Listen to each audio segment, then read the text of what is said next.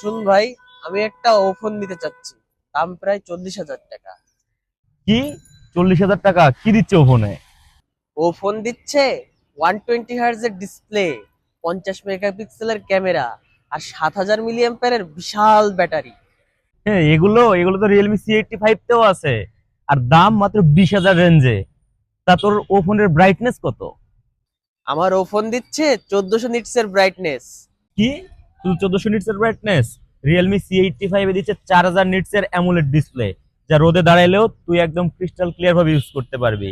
আর তোর যে ও ফোনের প্রসেসর সেটা নাই বলি, রিয়েলমি C85 এ আছে স্ন্যাপড্রাগনের 685 প্রসেসর।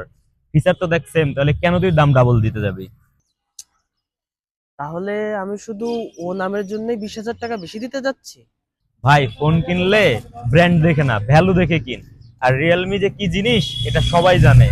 আর রিয়েলমি C85 কম দামে একটা স্মার্ট চয়েস। তো এইসব ও ভি বাদ দাও, রিয়েলমি C85 আসো।